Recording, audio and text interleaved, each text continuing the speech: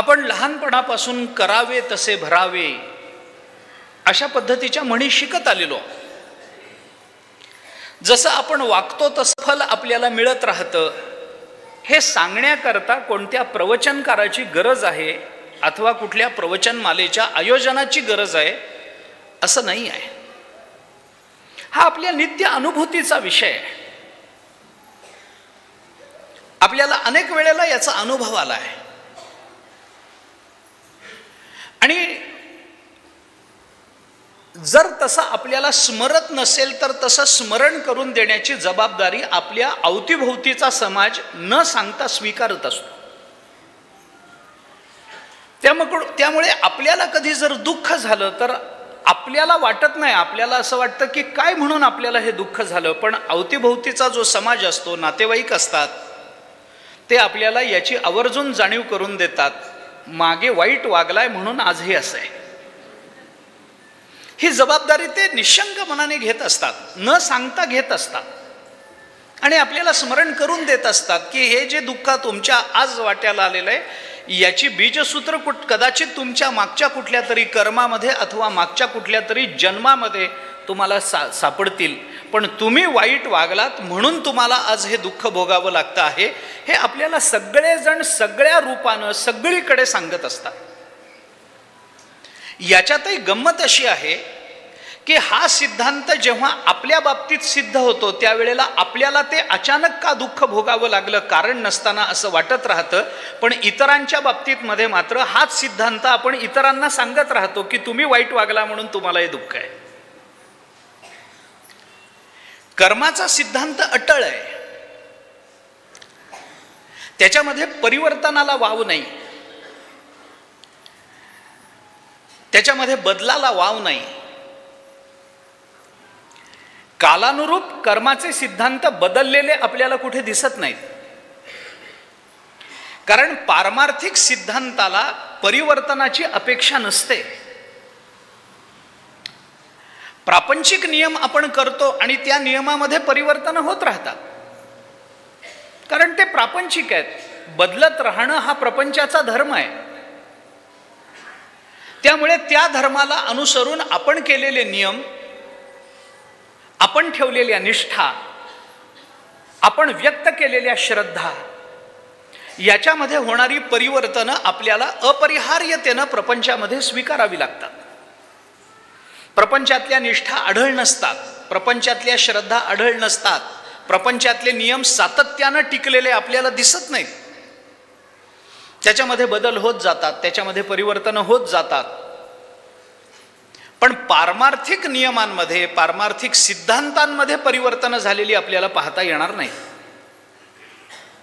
ज्ञानोबारायांच्या काळामध्ये 700 वर्षापूर्वी कर्माचे जे सिद्धांत ज्या रूपानं मांडले गेले तेच तसेच त्याच रूपानं आजही आपल्याला मानावे लागतात, मांडावे लागतात आणि स्वीकारावे लागतात. ज्ञानेश्वर महाराजांच्या आपल्यामध्ये नाथ महाराज अवताराला आले, तुकोबाराय अवताराला आले, निळोबाराय अवताराला आले, जनाबाई अवताराला आल्या, नामदेवराय अवताराला आले, समर्थ अवताराला आले, म्हणून यांनी आपापल्या काळामध्ये त्या कर्माचे सिद्धांत आपापल्या परीनं थोडे थोडे बदलून पुढच्या पिढीकडे हस्तांतरित केले. अशी उदाहरणं आपल्याला पारमार्थिक सिद्धांताच्या बाबतीत बघायला मिळत नाहीत, कारण परिवर्तनाची अपेक्षा ही अपूर्णतेत असते. हा नियम आहे. जिथे अपूर्णता असते तिथे परिवर्तनाची शक्यता असते. जिथे परिपूर्णता असते, जिथे परिपक्वता असते, तिथे परिवर्तनाची अपेक्षा नसते. जे व्यापक आहे, जे एक आहे, जे परिपूर्ण आहे, त्याच्यामध्ये काही परिवर्तन होईल अशी अपेक्षा ठेवता येत नाही. जिथे कुठेतरी न्यूनत्व असतं, जिथे कुठेतरी कमीपणा राहिलेला असतो, जिथे अपूर्णता असते मघाशी म्हटल्याप्रमाणे, तिथं परिवर्तनाला वाव असतो, विकासाला वाव असतो. आज आपण विकास झाला पाहिजे हा शब्द वारंवार वापरताना दिसतो. विकास विकास विकास, का विकास? कारण आतापर्यंत तशा अर्थाने विकास झाला न झाला याच्याबद्दल मतभेद आहेत. म्हणून आपल्या गावातून वाहणारी नदी, त्या नदीला पाऊस फार झाला तर पूर येतो की नाही? येतो. वर्षभर पाऊसच नाही पडला तर ती नदी आटते की नाही? तर आटते. आपल्या शेताजवळचं तळ फार पाऊस झाला तर भरून जातं ना जातं, नाही पाऊस पडला तर आटतं ना आटतं. नदीच्या बाजूनी किंवा इतरत्र गावातून वाहणारी ओढे नाले पाऊस पडला तर भरून भरून वाहतात, नाही पडला तर आटून जातात, कोरडे पडतात. हे होतं मान्य आहे, हे आपल्या अनुभवाचे विषय आहेत. पण खूप पाऊस पडला म्हणून समुद्राला पूर आला आणि पाऊसच पडला नाही म्हणून समुद्र आटला, असं उदाहरण आपल्याला दिसणार नाही. का नाही दिसणार? समुद्राला कमी होणंही माहिती नाही आणि समुद्राला वाढणंही माहिती नाही, कारण समुद्र परिपूर्ण आहे म्हणून. जिथं व्यापकता असते तिथे विकार निर्माण होत नाहीत. वाढणं हा सुद्धा विकार आहे, कमी होणं हा सुद्धा विकार आहे. परमार्थाच्या दृष्टीने आहे ते तसं राहणं ही स्थिती आहे, हे स्वरूप आहे परमार्थाच्या दृष्टीने अर्थात. त्यामुळे समुद्र कधी आटत नाही. ज्ञानेश्वर महाराजांनी म्हटलंय, वार्षिये वीण सागरू जैसा जळे नित्य निर्भरू तैसा निरुपचारू संतोषी जो. 12व्या अध्यायामध्ये संतुष्ट सततम योगी यतात्मा दृढ निश्चय मय्यर्पित मनोबुद्धी योमद भक्त समे प्रिया. या श्लोकाच्या खालची पहिलीच ओवी आपण बघा. वार्षिये वीण सागरू जैसा जळे नित्य निर्भरू. वार्षिये वीण, पाऊस नाही पडला तरी समुद्र तसाच आहे, त्याच्यामध्ये विकार निर्माण होत नाहीत. विकार निर्माण होण्याकरता परिच्छिन्नता लागते, मर्यादा लागते, संकुचितता लागत असते, तर तिथे विकास विकार या दोन्ही गोष्टी निर्माण होतात. थोडंसं परमार्थाच्या दृष्टीने अधिक व्यापक बोलायचं झालं तर आपल्याला पटणार नाही, पण बोलतो. विचाराचे तरंग निर्माण होणं हा सुद्धा परमार्थ विकारच मानतो. कामक्रोधाधिक विकार अंतःकरणामध्ये निर्माण होणं हा दोष आहे एवढंच नाही. परमार्थ म्हणतो, अरे तुमच्या अंतःकरणात विचार निर्माण झाला तरी तो दोष आहे. विचाराला सुद्धा विकार मानावा इतकी व्यापकता आणि परिपूर्णता आपल्या भारतीय संस्कृतीतल्या या तत्वज्ञानाच्या ठिकाणी आपल्याला दिसून येते. म्हणून वेदांताच्या दृष्टीने मोक्षाचं जे स्वरूप सांगितलंय ना, हे आता मला बोलायचं नाही, पण हा विषय आला म्हणून 1-2 वाक्यात बोलून जातो. मोक्षाचं जे स्वरूप सांगितलंय ना, त्या मोक्षाचं स्थान कोणतं हे सांगताना आपल्याला परमार्थाने असं सांगितलंय, संतांनी असं सांगितलंय की एक अंतःकरणामध्ये निर्माण झालेला एक विचार, तो विचार संपून जावा आणि दुसरा विचार निर्माण होऊ नये. एका विचाराची सांगता आणि दुसऱ्या विचाराची अनुत्पत्ती या दोन्हीच्या मध्ये जी संधी असते ना, त्या संधीला मोक्ष अशी संज्ञा आहे. पहिला विचार जिरलेला आहे आणि दुसरा निर्माणच झालेला नाही, अशी अविचाराची जी अवस्था, विचार राहित्याची जी अवस्था, त्याला मोक्ष म्हटलंय.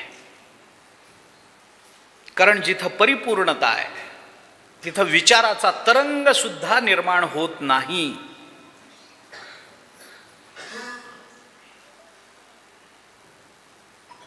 विकार निर्माण होण्याकरता परिच्छिन्नता लागते. वाटीभर दुधाला विरजण लावणं सहज शक्य आहे. घागरभर दुधाला विरजण लावणं अवघड नाही आहे. पाहुणे येणार असतील, घरामध्ये काही कार्य असेल तर 100 लिटर दुधाला विरजणही लावता येतं. आपण मोठमोठ्या डेऱ्यांमध्ये गेलो तर तिथे लाखो लिटर दुधाला विरजण लावलेलं आपल्याला पाहता येतं. लाखो लिटर दुधाला विरजण लावतात. लागतं की नाही? लागतं. 1 लिटर दुधाला विरजण लागतं, 10 लिटर दुधाला लागतं, 50 लिटर दुधाला विरजण लागतं, 500 लिटर दुधाला विरजण लागतं, 10,000 लिटर दुधाला विरजण लागतं, 10 लाख लिटर दुधाला विरजण लागतं.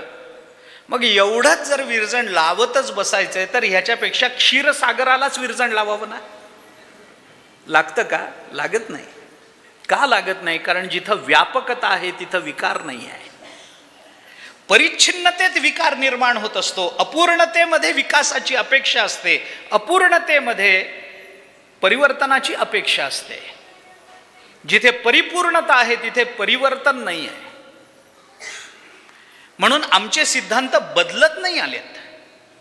ज्ञानोबरायांच्या आधीपासून कर्माचा सिद्धांत अबाधित आहे, जसा आहे तसाच आत्ता आहे.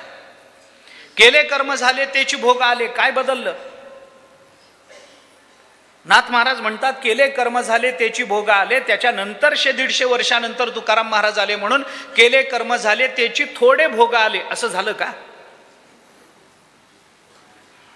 केले कर्म ते किंचित भोग आले, असं झालं का?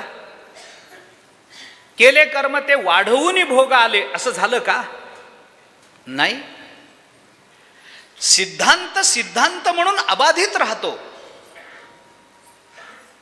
कर्माचे सिद्धांत तसेच आहेत, ज्ञानाचे सिद्धांत तसेच आहेत, भक्तीचे सिद्धांत तसेच आहेत, योगाचे सिद्धांत तसेच आहेत. काळ बदलला म्हणून यम नियम आसन सोडून एकदम प्राणायाम करण्याची परंपरा योगशास्त्रामध्ये नाही आहे. आपण सुरू केली आहे पण ती टिकणार नाही आहे. आम्हाला योग या शब्दाचा अर्थ फक्त प्राणायाम एवढाच माहिती आहे. सकाळी उठलं की टीव्ही समोर नाक धरून बसलं म्हणजे आमचा योग झाला. कशा करता माहिती नाही. पातंजल मुनींनी ज्या योगसूत्रांची रचना केली त्याचं अंतिम गंतव्य आहे समाधी प्राप्त करून घेणे. प्राणायाम कशा करता? समाधी करता. आम्ही कशा करता करतो? पोट कमी होण्याकरता. आम्ही हेतूच बदलून टाकले, टिकत नाही. प्राणायाम ही चौथी अवस्था. यम नियम आसन मग प्राणायाम. आम्ही त्या तिन्ही टप्प्यावर पायच ठेवत नाही आहोत, एकदम चौथ्या टप्प्यावर. आम्ही यम नाही नियम नाही काही नाही. आम्हाला प्राणायाम करायचा आहे ना, करायला कोणी प्रतिबंध करत नाही. जो मार्ग आपण निवडलेला असतो, ज्या मार्गाने जाण्याची आपली प्रांजळ इच्छा असते आणि ज्या मार्गावरून ज्या अंतिम गंतव्यापर्यंत आपण पोचू असा आपला विश्वास असतो, त्या मार्गावरून जाताना कोणताही टप्पा ओलांडून आपल्याला पुढे जाता येत नाही. थोडंसं स्पष्ट क्षमा मागून आणि आपल्या परिभाषेत बोलायचं झालं तुमच्या माझ्या अलीकडच्या काळातल्या, तर स्पष्ट सांगतो, परमार्थात शॉर्टकट्स नसतात.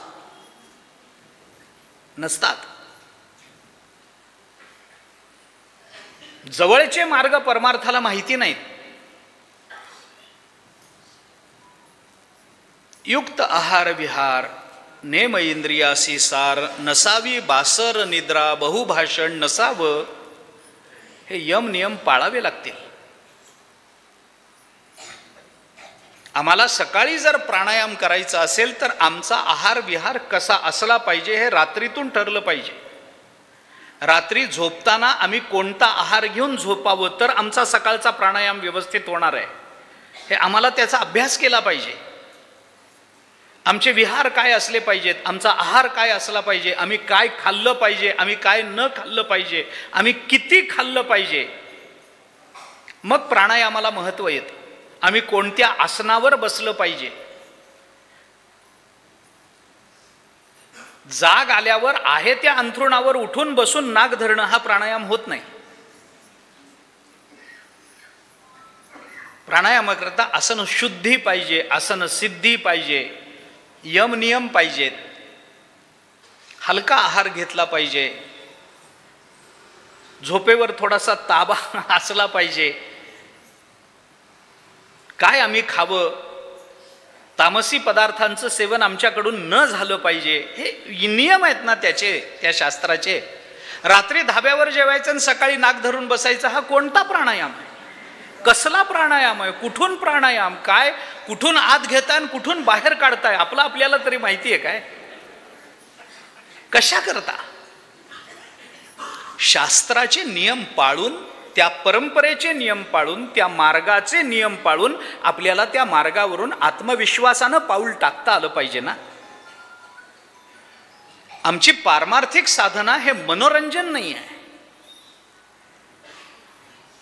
आमची पारमार्थिक साधना आमच्या जीवन कल्याणाचा मार्ग आहे.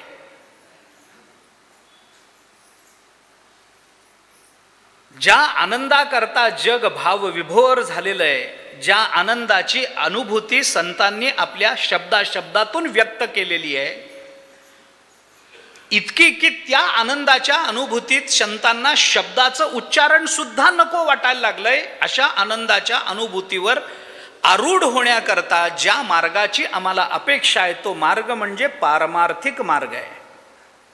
आनंदाची डोही आनंद तरंग, आनंदची अंग आनंदाचे. तुकाराम महाराज म्हणतात, काय सांगू झाले काहीची या बाही, सांगताच येत नाही काय झालं ते. अशी अवस्था ज्या तुकोबारायांना प्राप्त झाली, त्या अवस्थेवर आम्हाला पोचायचं असेल तर त्यांच्याच मार्गावरून आम्हाला जाता आलं पाहिजे. ते नियम सांभाळून जाता आलं पाहिजे. कुठल्याही क्षेत्र, मी जर तुमच्या घरी आलो तर तुमच्या घरातल्या नियमात मला राहता आलं पाहिजे की नाही. मी जर तुमच्याकडे आलो तर तुमच्या नियमात, तुम्ही जसं जेवायला बसता तसं मला बसलं पाहिजे, तुम्ही जसे राहता तसं मला राहता आलं पाहिजे.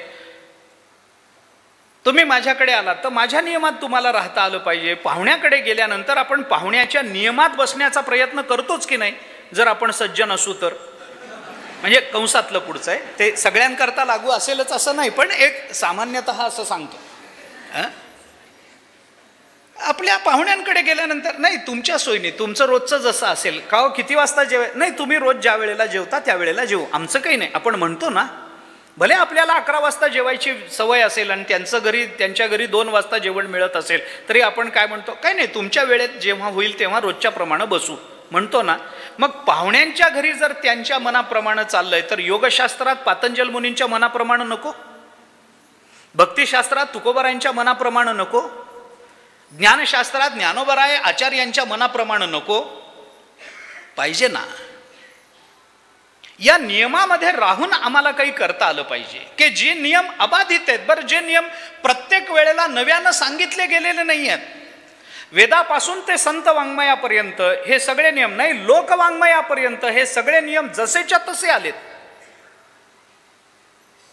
केले कर्म झाले त्याची भोग आले, हे ज्ञानोबाराय म्हणाले, तुकोबाराय म्हणाले, नाथ महाराज, नामदेवराय, जनाबाई, चोखोबाराय सगळे म्हणाले. म्हणून जात्यावर बसलेली एखादी बाई केले कर्म झाले त्याची भोगा न आले असं नाही म्हणू शकत. ती पण भोगा आलेच म्हणणार. तिची भाषा बदलली असेल, कदाचित तिचा छंद बदलला असेल, कदाचित तिची शब्द रचना बदलली असेल, मान्य आहे, पण नियम अबाधित आहे ना.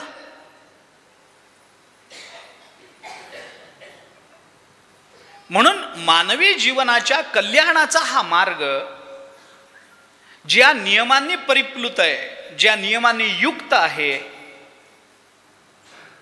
त्याच्यातल्या कर्मयोगाच्या नियमांची चर्चा.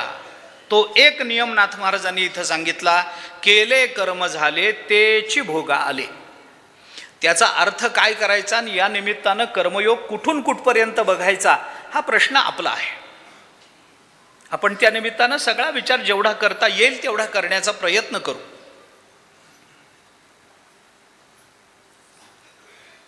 कर्मयोगाचा विचार करण्याचं कारण असं आहे की मानवी जीवनाच्या परमार्थाचा पाया म्हणजे कर्मयोग आहे.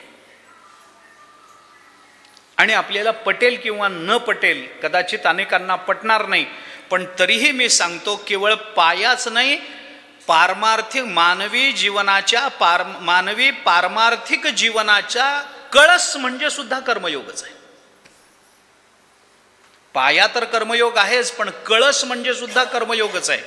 फक्त दोन्हीतला फरक इतकाच आहे की पायात असणारा कर्मयोग हेतुतः आचरावा लागतो आणि कळस रूपानं अनुभूतीला येणारा कर्मयोग सहजगत्या आचरला जातो. इतकाच फरक आहे. मी आपल्याला साधा युक्तिवाद त्याच्या संबंधानं करून सांगतो, एक प्रमाण देऊन जातो. साधा युक्तिवाद आहे. आपण भगवद्गीता काढा, आपल्याला गीतेच्याच अनुषंगानं बघायचं आहे. आपण भगवद्गीता काढा. भगवद्गीतेमध्ये अर्जुनाला कर्मप्रवृत्त होण्याकरता भगवंतानी उपदेश केला, युद्ध कर, युद्ध कर, युद्ध कर. तस्माद युध्यस्व भारत, बाकीचं सगळं सोडून दे, तुझ्या शंका राहू देत, आत्ता युद्ध कर. सांडी हे मूर्खपण, उठी घे धनुष्यबाण, संग्रामी कवण कारुण्य तुझे. असं ज्ञानोबारायांना कठोर परिभाषेमध्ये अर्जुनाला बोलावं लागलं. मूर्खपणा सोडून दे, काय धनुष्यबाण खाली ठेवून खाली उतरलायस तू, घे हातामध्ये धनुष्यबाण, अरे तुझं कर्तव्य कर्म आहे, तुझ्या वाट्याला आलेलं कर्म आहे, हे तुला केलं पाहिजे, वगैरे वगैरे वगैरे नेहमी सांगितला जातो विचार. अर्जुनाला ते पटलं नाही. ते कर्म करण्यामध्ये त्याला हिंसा होईल याची भीती वाटली, त्या हिंसेतून पाप लागेल याची भीती वाटली, त्या पापातून परमात्मा आपल्यापासून लांब जाईल याची भीती वाटली, आपल्या स्वजनांना मारून राज्य भोगावं याच्यामध्ये, आपल्या अंतःकरणामध्ये त्यांना मारून आपण राज्य मिळवलं याचा सल राहील याची भीती वाटली. अर्जुनाच्या भूमिका पहिल्या आणि दुसऱ्या अध्यायाच्या 10व्या श्लोकापर्यंत आपण बघा. केवळ एवढीच गीता जो वाचेल ना त्याला अर्जुन अगदी बरोबर आहे एवढंच वाटत राहील. याच्यावर उत्तर असूच शकत नाही. अगदी बरोबर अर्जुन बोलतोय. काय युद्ध करायचं, कशा करता करायचं, युद्ध करून राज्य मिळवायचं, आम्हाला राज्य नकोय. आणि मग गीता वाचताना माणसांचा संभ्रम असा होतो. मी संभ्रम हा शब्द, भ्रम हा शब्द हेतुतः वापरतो. अर्जुन देवाला म्हणतो, देवा मला राज्य नकोय, मला काही नकोय, हे सगळं सोडून मी निघून जाईन. अर्जुनाला वैराग्य निर्माण झालं. हे असं नाही आहे. आपण गीता वाचा, असं नाही आहे. अर्जुनाची भूमिका काय आहे? अर्जुन म्हणतो आम्हाला युद्ध करून राज्य नकोय, युद्ध न करता मिळत असेल तर आमची ना नाही आहे. युद्ध न करता आम्हाला राज्य मिळवत, चांगलीच गोष्ट आहे, आमचंच आहे राज्य, आम्हाला मिळालंच पाहिजे. पण युद्ध करून त्यांना मारून आम्हाला राज्य मिळवायचं नाहीये, त्याच्यामध्ये दोष दिसतात वगैरे वगैरे. आपण नेहमी सांगतो, आपल्याला सर्वांना ते श्रुत आहे, मला तो विषय सांगायचाच नाही. मग अर्जुनाने कर्म केलं पाहिजे, मग कर्मातून हिंसा होईल, हिंसेतून पातक लागेल वगैरे वगैरे. ही जी शृंखला विचाराची अर्जुन सांगतो आहे परिणामाची, त्याच्यातून अर्जुनाला बाहेर काढण्याकरता भगवंतानी अर्जुनाला काही ज्ञान दिलं. आणि ज्ञानाच्या अधिकरणावर, ज्ञानाच्या अधिष्ठानावर कर्म करणं हे कर्म बंध निर्मुक्तीचं माध्यम आहे, हे अर्जुनाला समजावून सांगितलं. ज्ञानानं केलेलं कर्म हे आपल्याला बंधनात टाकत नाही. म्हणून कर्माचे डोळे ज्ञान ते निर्दोष होवावे अशी अपेक्षा ज्ञानेश्वरीतून व्यक्त केली गेली. माते नेणोनी भजन ते वायाची गा अनयान, म्हणून कर्माचे डोळे ज्ञान ते निर्दोष व्हावे. कर्माला निर्दोष ज्ञानाचे डोळे असले पाहिजेत. निर्दुष्ट ज्ञानानं आम्हाला कर्माकडे बघता आलं पाहिजे, मग ते कर्म आम्हाला बंधनात टाकत नाही. एकदा ज्ञान झालं की कर्म घडतच नाही, कारण घडत असलं तरी ते कर्म म्हणवलं जात नाही. यस्त्वात्मतिरेव स्यात् आत्मतृप्तश्च मानवः आत्मन्यवच संतुष्टः तस्य कार्यं न विद्यते. अशासारखी काही प्रमाणं गीतेमध्ये आपल्याला पावला पावलाला सापडतील कदाचित.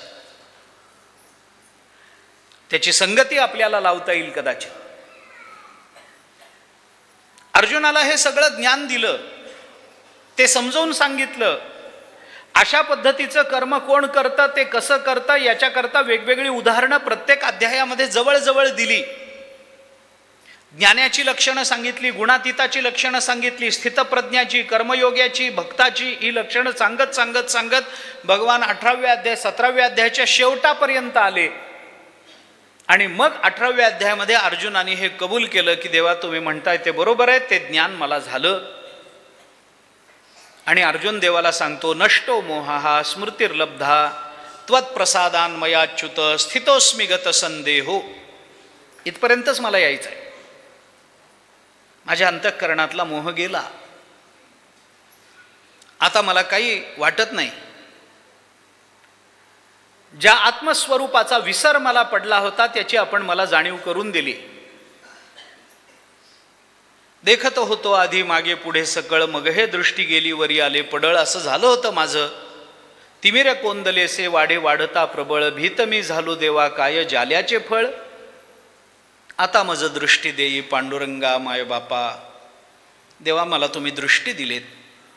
मला लक्षात आलं ज्या कर्माचं बंधन मला प्राप्त होणार नाही, ज्या ज्ञानाच्या चिंतनातून, ज्या ज्ञानाच्या अधिकरणावर अधिष्ठानावर केलेलं कर्म बंधनाला प्राप्त होत नाही, ते ज्ञान मला प्राप्त झालं.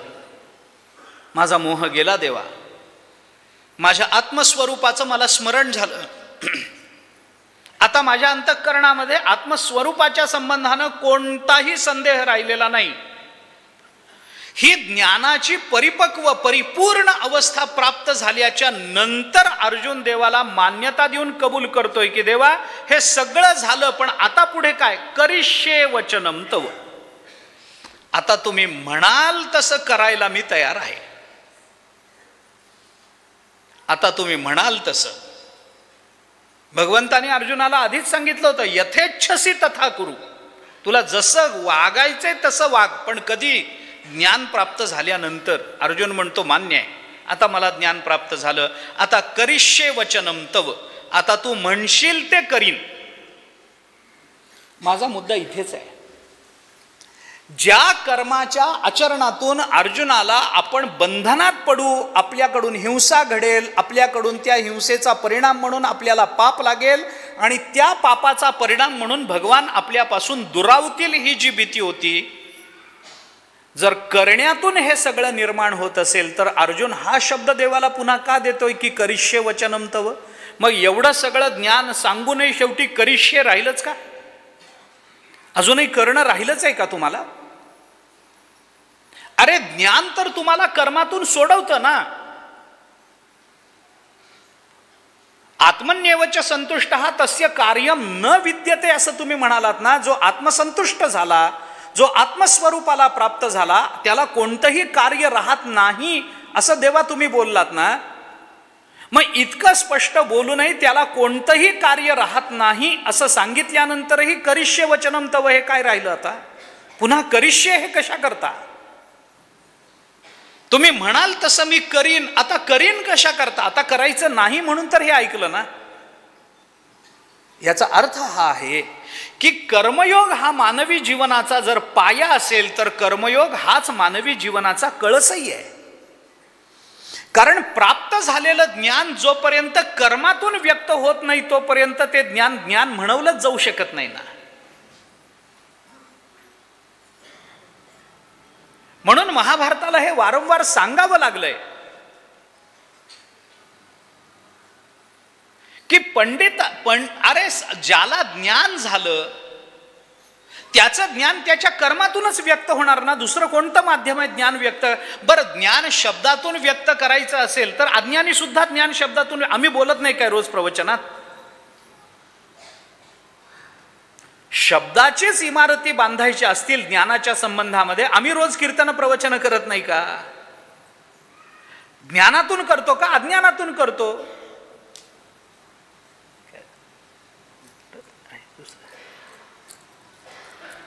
ज्ञानातून करतो का अज्ञानातून करतो? अज्ञानातूनच चाललं ना आमचं.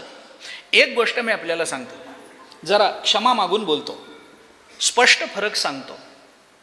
ज्ञानयोग आणि कर्मयोगाचा आपण थोडासा तुलनात्मक विचार करायचा ठरवला ना तर एक तुलना करतो जी मला नाही वाटत कोणी नाकारेल म्हणून.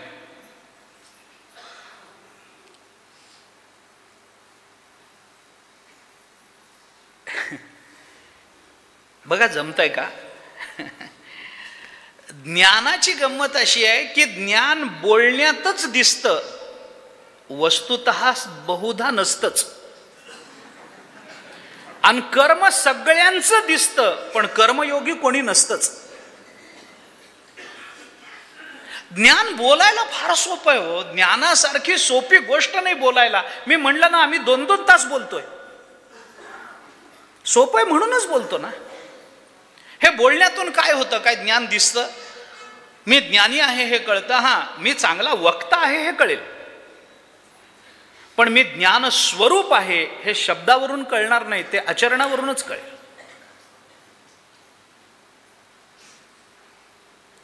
म्हणून अर्जुनाला हे बोलावं वाटलं की देवा, ज्ञान झालंय, आता माझ्या मनात कुठलंही काही किंतु राहिला नाही, माझ्या मनामध्ये हाव राहिली नाही, माझ्या मनामध्ये काही राहिलं नाही, हे राज्य आता मिळालं काय न मिळालं काय, हे मेले काय हे जगले काय, काही राहिलं नाही, सुखदुःखाच्या अतीत गेलो, पण तरी सुद्धा मी युद्ध मात्र करीन. मग करीन कशा करता? आता जर आम्हाला या युद्धातून प्राप्त होणाऱ्या राज्याची अपेक्षा ज्ञानानं संपवली असेल, तर मग त्या ज्ञानाच्या अधिकरणावर पुन्हा युद्ध करण्याची भाषा अर्जुन का करतोय? ज्ञान झालं ना, झालं. ज्ञानाचा परिणाम म्हणून अंतःकरणातल्या इच्छा आकांक्षा संपून जातात ना, जातात. जीवदशा संपते ना, संपते. जीवदशा संपली म्हणजे अंतःकरणातली लालसा संपली ना, संपली. मग अंतःकरणात जर काही इच्छाच नाही, जर काही मोहच नाही, जर काही लालसाच नाही, तर त्याच्या परिपूर्ती करता कर्म करणं आहे काय? नाही ना. मग करिष्ये वचनम तव का म्हणलं? का ही भाषा वापरावी लागली? कर्मयोग हा ज्ञानयोगाचा अधिकार प्राप्त करून घेण्याकरता आचरावा लागतो. हे जसं अगदी प्राथमिक स्तरावर योग्य आहे, तसं आपल्याला प्राप्त झालेलं ज्ञान आपल्या कर्मातूनच अभिव्यक्त होणार आहे. ही सुद्धा त्याची एक उंची गीतेचा विचार करताना, कर्मयोगाचा विचार करताना आपण लक्षात ठेवली पाहिजे. म्हणून गीतेमध्ये कर्मयोग, त्याच्या पाठोपाठ येणारा ज्ञानयोग, त्याच्या पाठोपाठ येणारा उपासना किंवा भक्तियोग, या तिन्ही योगांचं चिंतन आपल्याला या एकूण गीतेमध्ये किंवा उपनिषदापासून ते आपल्या संत वाङ्मयापर्यंत सगळीकडे आपल्याला दिसून येईल. ज्ञानोबाराने एवं कांडत्रय रूपिणी श्रुतीच हे कोडीसवाणी, गीता पद्यरत्नांची लेणी लेईली आहे, असे शब्द वापरलेत. गीता ही 3 कांडामध्ये विभागली गेलेली आहे, कारण वेद त्रिकांडात्मक आहे. कर्मयोग, ज्ञानयोग, भक्तियोग. कोणता योग मोठा आणि कोणता योग लहान अशी तुलना आपल्याला आत्ता करायची नाही आहे, करण्यात तात्पर्य नाही आहे. थोडासा विचार त्या संबंधामध्ये आपण समजावून घेतला पाहिजे. आपल्याला जी चर्चा करायची आहे ती कर्मयोगाची आहे. मनुष्य जन्माला येतो तो ज्ञान घेऊन जन्माला येत नाही, तो अज्ञानीच असतो. ज्ञान प्राप्त करून घेण्याकरता त्याला नंतर साधना करावी लागते, सद्गुरूंची कृपा व्हावी लागते, ग्रंथ कृपा व्हावी लागते, अंतःकरण कृपा व्हावी लागते, भगवत कृपा व्हावी लागते. हे सगळं हळूहळू पुढे पुढे होत राहतं, एकदम होत नाही. मनुष्य जन्माला येतानाच भगवंताच्या चरणाविषयीचं अत्यंतिक प्रेम घेऊन जन्माला नाही येत. कुठेतरी ठेचा खाव्या लागतात, काहीतरी व्हावं लागतं, काहीतरी पाहावं लागतं, काही साधू महात्म्यांची कृपा व्हावी लागते. तेव्हा कुठे अंतःकरणामध्ये भक्तीचं बीज, भगवत प्रेमाचं बीज निर्माण होण्याची शक्यता असते, फार कठीण. भागवतामध्ये नारदांचं चरित्र आलंय. व्यासांना जेव्हा एवढं सगळं कर्म करून उद्विग्नता प्राप्त झाली, तेव्हा नारदांची त्यांची भेट झाल्याचं वर्णन भागवतामध्ये आलंय. मला सगळा प्रसंग सांगायचा नाही आहे आत्ता, ते तात्पर्य नाही आहे.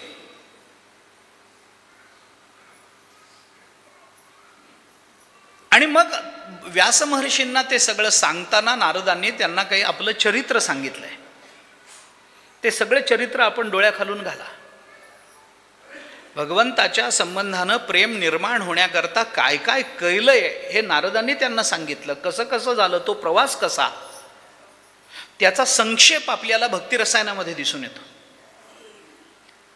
भक्तिरसायनामध्ये मधुसूदन सरस्वतींनी भक्तीच्या अवस्था, भक्तीच्या पायऱ्या सांगितल्या. प्रथमं महतां सेवा तद्दया पात्रता ततः श्रद्धात तेषां धर्मेषु ततो हरिगुणश्रुती ततो रंकुरोत्पत्ती स्वरूपाधिगतिस्ततः प्रेम वृद्धी परानंदे तस्याथ स्फुरणं ततः. एवढ्यावर सगळं भक्तिप्रेम प्राप्त होईलच असं नाही. मग भगवत धर्मनिष्ठा स्यात् अत स्वस्मिन् तद्गुणशालिता प्रेमणो अथ परमाकाष्ठा उदिता भक्तिभूमिका. या भक्तीच्या भूमिका अंतःकरणामध्ये निर्माण होण्याकरता फार कष्ट करावे लागतात. आम्ही जन्माला येताना ब्रह्मज्ञान घेऊन नाही आलो म्हणजे आमच्यामध्ये ब्रह्मज्ञानामध्ये प्रतिबंध होताच, आमच्यामध्ये भक्तीमध्ये प्रतिबंध होताच. आम्ही जन्मजात भक्ती नाही करत, आम्ही जन्मजात ज्ञानमीमांसा नाही करत. परंतु एक गोष्ट अशी आहे जी जन्माला येताना आम्ही घेऊन आलो, ते म्हणजे आपलं कर्म. ज्ञान आम्ही जन्माला येताना नाही घेऊन आलो, पण कर्म आम्ही जन्माला येतानाच घेऊन आलोय. मूल जन्माला आल्यानंतर मग आठवड्यानंतर हालचाल करायला लागलं, बरोबर आहे? नाही ना. ते जन्माला आल्याबरोबर रडतच जन्माला येतं, हसत येत नाही. हातपाय हलवतच जन्माला येतं. त्याच्या हृदयाचे ठोके चालूच असतात. त्याला ते डॉक्टर रडवतात, रडलं नाही तर मुद्दाम रडवतात. आपल्याला माहिती असेल, डॉक्टर असेल कोणी तर ते सांगूही शकतील. मूल जर जन्माला आल्याबरोबर रडलं नाही तर ते चांगलं लक्षण मानलं जात नाही. मग त्याला उलटं धरतील, हलवतील, पाठीवर थापट्या मारतील, तोंडात बोट घालून काढतील, त्याला ठसका आणतील, खोकला आणतील, काहीतरी करतील. त्याचा श्वास गुदमरलेला असेल तो मोकळा करण्याचा प्रयत्न करतील, पण त्याला रडवतील. मला त्याच्या मागची काही वैद्यकीय कारणं माहीत नाही, मी त्या क्षेत्रातला तज्ज्ञ नव्हे, पण मला आध्यात्मिक कारण माहिती आहे. मूल जर रडलं नाही तर डॉक्टर त्याला रडवतात. याचं आध्यात्मिक कारण एकच आहे की त्याला रडवून डॉक्टर हे सांगत असतात की आयुष्यभर पुढे हेच करायचं आहे, कर सुरू. आणि मग ते जे सुरू होतं ते मरेपर्यंत रडणं त्याचं चालूच राहतं. बरोबर आहे का डॉक्टर? असं आहे ना. आम्ही म्हणून भगवद्गीतेने शब्द वापरला, सहजम कर्म कौंतेय. सहज. आम्ही जन्माला येताना कर्म घेऊन आलो, आम्ही जन्माला येताना ज्ञानयोग नाही घेऊन आलो. ज्ञान आमच्या बरोबर नाही आहे, असलं तरी आम्ही अनभिज्ञ आहोत. भक्तीसाठी अंतःकरण लागतं, ते अंतःकरण आहे, पण ते भक्तियुक्त नाही आहे, सुसंस्कारित नाही आहे भक्तीच्या दृष्टीनं. ज्ञानाच्या दृष्टीनं आमची बुद्धी सुसंस्कारित नाही आहे जन्मजात, पण आम्ही जन्माला येताना कर्म मात्र घेऊन आलेलो आहोत. कर्म हा पाया आहे मानवी जीवनाचा. मनुष्य आहे न कर्म नाही, असं होत नाही, असं होत नाही. जीवनमुक्त जरी झाला तरी त्याच्या देहाच्या हालचाली चालूच असतात. देह तरी वरचिलीकडे वरीच्या वरी हिंडे, परी बैसका न मोडे मानसीची. ज्ञानोबारांनी चिंतन केलंय. वरीच्या वरी का होईना पण हिंडे. मुक्ताचे देह तैसे हाले चाले संस्कार वशे तया ते लोक पिसे करता म्हणती. लोकांनी त्याच्यावर कर्तृत्वाचा आरोप केला असेल, वास्तविक त्याचं कर्म हे कर्म या सदरात मोडणारं नसेल ब्रह्मज्ञान असल्यामुळे, पण तरीही तो कर्म करताना जगाला दिसतो आहे, त्याच्या शरीराची हालचाल होते आहे. देह आहे पण कर्म नाही, प्रेत मानावं लागेल त्याला. देह आहे पण कर्म नाही आहे, प्रेत मानावं लागेल. कर्म आहे पण देह नाही अशी अवस्था जगात संभवतच नाही. कर्म आहे पण देह नाही, मग कशाच्या माध्यमातून कर्म व्यक्त करणार आहोत? आम्हाला एकच माध्यम आहे, देह. आम्ही ऐकू तरी, बोलू तरी, पाहू तरी, रडू तरी, हसू तरी, खेळू तरी, चालू तरी, पळू तरी, काहीतरी होईल, पण देहाचंच एकमेव माध्यम आहे ना, दुसरं माध्यम नाही आहे आम्हाला. देह आहे पण कर्म नाही, म्हणजे हालचाल नाही, तर त्याला प्रेत मानलं जातं. कर्म आहे पण देह नाही असं होत नाही. मग तो सूक्ष्म देह असेल, लिंग देह असेल, कारण देह असेल, पण देह मानावा लागेल तिथे. स्थूल देह नसेल तर नसू देत, पण सूक्ष्म देह मानावा लागेल, कारण देह मानावा लागेल, विकारी देह मानावा लागेल, परिणामी देह मानावा लागेल, काही ना काहीतरी मानावं लागेल आपल्याला, त्याच्याशिवाय चालणार नाही. देहही आहे आणि कर्मही आहे, जीवदशेची अवस्था आहे. आम्ही जन्माला येताना कर्म घेऊन आलो, म्हणून त्याला सहजम कर्म कौंतेय भगवान बोलतात. याच्यातल्या सहज या शब्दाचा अर्थ करताना तीच भूमिका जगद्गुरु शंकराचार्यांनी गीता भाष्यामध्ये बोलून दाखवलेली. सहजम कर्म कौंतेय, सहज म्हणजे काय? आचार्यांनी सहज शब्दाची व्याख्या करताना सांगितलं, जन्मना एवं उत्पन्नम सहजम, जे जन्माबरोबर आपल्याला प्राप्त होत असतं ते सहज असतं, म्हणून कर्म सहज आहे. आता बोलतो ऐका, कर्म सहज आहे पण कर्मयोग सहज नाही आहे. कर्म सहज आहे.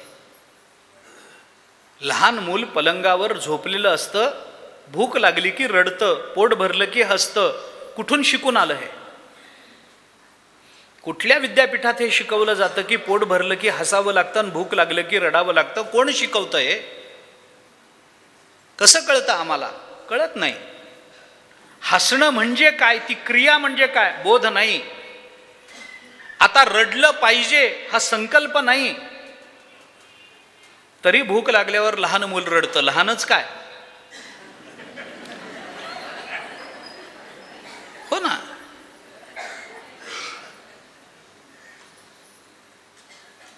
हातपाय हलवतं. यथा न किंचित कलयन मंचके स्पंदते शिशुः तथा फलान्य कलयन कुरु कर्माणि राघव. योग वसिष्ठामध्ये रामचंद्र प्रभूंना उपदेश करताना वसिष्ठ महामुनी ही शिकवण देतात की आपण कसं वागलं पाहिजे.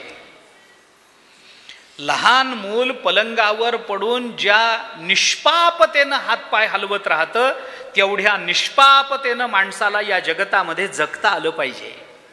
वसिष्ठ सांगतात रामचंद्र प्रभूंना. सोडून द्या, आत्ता तिथपर्यंत जायचं नाही, पण त्याच्यात दिलेलं उदाहरण मला आपल्या समोर अधोरेखित करायचं आहे. लहान मूल पलंगावर पडतं, हातपाय हलवतं. कुठून शिकून आलं हे हातपाय हलवायचं?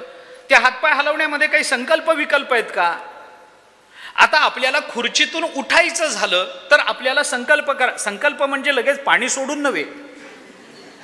संकल्प म्हणजे मनामध्ये आपल्या पहिल्या चला आता उठू असं वाटतं, मग आपण उठतो की नाही? ज्ञानोबारांनी म्हटलं, आवडे ते वृत्ती किरीटी, आधी मनवणीची उठी, मग ते वाचा दिठी करासी आहे, हे नंतर आहे, पण आधी मनवणीची उठी. आधी मनामध्ये ते येतं ना. चला उठू, झालं प्रवचन, निघू. मनात येताना आपल्याबरोबर आलेले कुठे बसलेत बघू, शोधू, त्यांच्याबरोबर जाता आलं तर जाऊ. आपल्या मनात येतं, मग आपण ती शोधाशोध सुरू करतो, मग त्यांना आवाज देतो, मग त्यांच्याबरोबर जातो.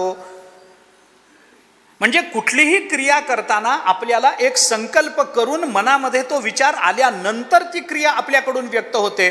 लहान मूल हातपाय हलवताना कोणता संकल्प करतं? आता उजवा हात हलवायचा आहे असं म्हणून हलवतं का? आता डावा पाय हलवायचा आहे म्हणून हलवतं का? निसंकल्प अवस्था. आम्ही जन्माला येताना ही निसंकल्प अवस्था घेऊन, कर्म घेऊन जन्माला आलो आहोत. हाच कर्मयोग आहे खरं जर म्हटलं तर. निसंकल्प कर्म करत राहणं हाच कर्मयोग आहे. वास्तविक बघितलं तर मी तिकडे येतो, पण सुरुवातीलाच हे बोलून जातो, शेवटच्या दिवशी हेच बोलणार आहे पुन्हा, कारण तिथं येऊनच मला संपवावं लागेल. आम्ही जन्माला येताना कर्म घेऊन जन्माला आलोय, म्हणून तो सहज आहे आम्हाला, पण सोपं नाही आहे. कर्म आम्हाला सहज असेल पण सोपं नाही आहे. मागे मी कदाचित बोललो असेन, सहज असणं वेगळं असतं आणि सोपं असणं वेगळं असतं. सहज असणं वेगळं आणि सोपं असणं वेगळं. सहज असतं ते सगळं सोपं असतं असं नाही. जे सोपं असतं ते सगळं सहज असतं असं नाही. आपण त्याची गल्लत करतो. जे सहज आहे त्याला सोपं म्हणतो, जे सोपं आहे त्याला सहज म्हणतो, असं होत नाही. ज्याच्या प्राप्तीत अडचण नसते पण आचरणात अडचण असू शकते ते सहज असतं, आणि ज्याच्या आचरणात अडचण नसते पण प्राप्तीत अडचण असते ते सोपं असतं. विचार करा. पुन्हा पुन्हा पुन्हा सांगतो, कर्म सहज आहे पण सोपं नाही. भक्ती सोपी आहे पण सहज नाही आहे. नामस्मरण सोपं आहे, ते नाम सोपे रे रामकृष्ण गोविंद, ते सोपं आहे पण भक्ती सहज नाही आहे. कर्म सहज आहे पण सोपं नाही आहे. ज्याच्या प्राप्तीत अडचण नाही पण ज्याच्या आचरणात त्रास होऊ शकतो ते सहज आहे. कर्म आम्हाला सहज मिळालंय, त्याच्या प्राप्तीत आम्हाला अडचण नाही आहे, पण त्या कर्मातून सुटण्याकरता आम्हाला फार अडचणी येतात, ते सहज आहे. आणि ज्याच्या आचरणात आपल्याला अडचण नाही आहे पण ज्याच्या प्राप्तीत अडचण असू शकते ते सोपं आहे. आचरण सोपं आहे, आचरणात अडचण नाही. राम म्हणणं फार त्रासदायक नाही आहे. राम ही 2 अक्षर उच्चारायला अडचण आहे का आपल्याला? काही अडचण नाही आहे, पण राम म्हणण्याची बुद्धी होणं हे फार अवघड आहे. हां, राम म्हणणं अवघड नाही, आचरणात प्रतिबंध नाही आहेत, पण प्राप्तीत प्रतिबंध असले की त्याला सोपं म्हणा. ज्याच्या प्राप्तीत प्रतिबंध नाही आहेत पण आचरणात प्रतिबंध यायला लागले की त्याला सहज म्हणा. सहजतेचा संबंध प्राप्तीशी असतो आणि सोपेपणाचा संबंध आचरणाशी असतो. क्रिया सहज असते, कर्म सहज आहे. कारण का? तिच्या कर्माच्या प्राप्तीत आम्हाला काही फार प्रयत्न करावे लागले नाहीत, आम्ही कर्म घेऊनच जन्माला आलो. पण कर्म जरी आम्हाला मिळालेलं असलं तरी त्या कर्माचा बोध मात्र आम्हाला नाही आहे. त्यासाठी कर्मयोग सांगावा लागला. म्हणून या 3 गोष्टींचा विचार आपल्याला करावा लागतो, कर्मयोग, ज्ञानयोग आणि भक्तियोग. मी फक्त त्याची प्रस्तावना करतो, आत्ता थोडी प्रस्तावना करतो, थोडा वेळ द्या मला. कर्मयोग, ज्ञानयोग आणि भक्तियोग. कारण कर्म, ज्ञान आणि भक्ती या 3च गोष्टींवर मानवी जीवनाची धन्यता अवलंबून आहे. चौथी गोष्ट लागत नाही, 3 पुरतात. कर्मयोग, ज्ञानयोग, भक्तियोग, बस संपलं. उपासना असं म्हणू आपण त्याला. भक्तियोग म्हणणे उपासना योग म्हणा, हरकत नाही. हठयोग वगैरे ते तदंतर्गत घेता येतील सगळे.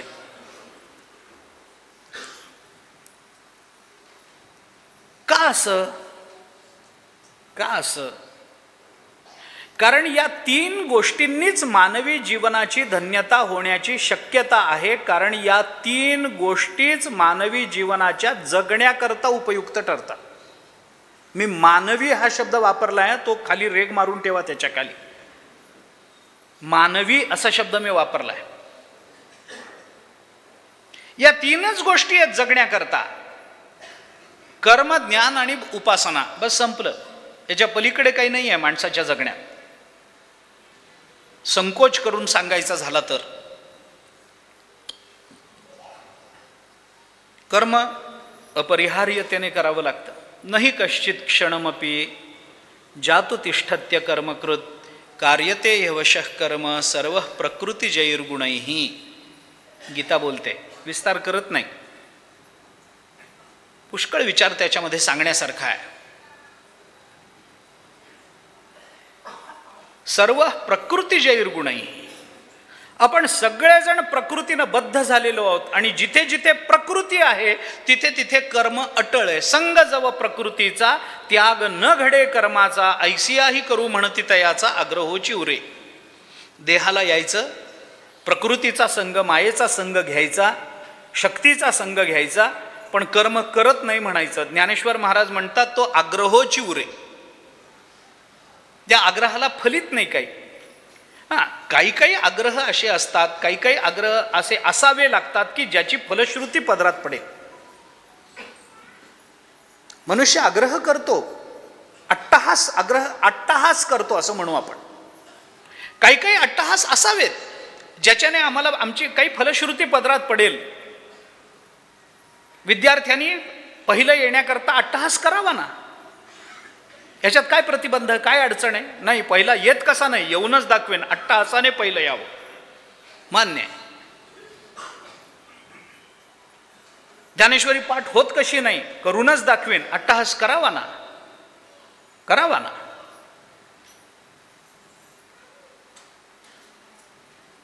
प्रयत्न करून जी फलश्रुती पदरात पडायची आहे, ज्या फलश्रुतीची आम्हाला अपेक्षा आहे, त्याच्या प्राप्तीकरता आम्हाला अट्टहास करावे लागत असतील तर आवर्जून केले पाहिजेत. ते प्रपंचातही केले पाहिजेत आणि परमार्थातही केले पाहिजे. चांगला अट्टहास याचसाठी केला होता अट्टहास. कशा करता? शेवटचा दिस गोड व्हावा, आता निश्चिंतीने पावलो विसावा, खुंटलिया धावा तृष्णेचिया. तुकाराम महाराज बोलून दाखवता. याचसाठी केला होता अट्टहास. हो, केला होता. आग्रह केला होता, अट्टहास केला होता, हट्ट धरला होता. असंच झालं पाहिजे, झालंच पाहिजे. अट्टहास करणं म्हणजे काय? असंच झालं पाहिजे, याच्यात किंचितही तीळ मात्र इकडचं तिकडं व्हायला भाग नाही आहे. तो अट्टहास असतो, तो आग्रह असतो. पण सगळेच अट्टहास, सगळेच आग्रह हे चांगले असतातच असं नाही. त्याच्यातून काही फल पदरात पडतंच असं नाही. उगीचच अट्टहास करायचा, त्याच्यात वेळ वाया जातो, बुद्धी वाया जाते, परिश्रम होतात. याच्या पलीकडे आपल्या पदरात काही पडत नाही. ज्ञानेश्वर महाराज म्हणतात, संग जव प्रकृतीचा त्याग न घडे कर्माचा. मग प्रकृतीचा संग घेऊनही कर्माचा त्याग करीन असं जर कोणी म्हणत असेल तर आग्रहोची उरे. ऐसियाही करू म्हणती तयाचा आग्रहोची उरे. मग तो अट्टहास आहे विनाकार. फल काय? काही नाही. असं होतच नाही म्हणल्यानंतर कशाला अट्टहास करायचं? एका माणसाने मला विचारलं, गाईचं दूध कोणत्या रंगाचं असतं? मी म्हणलं पांढऱ्या.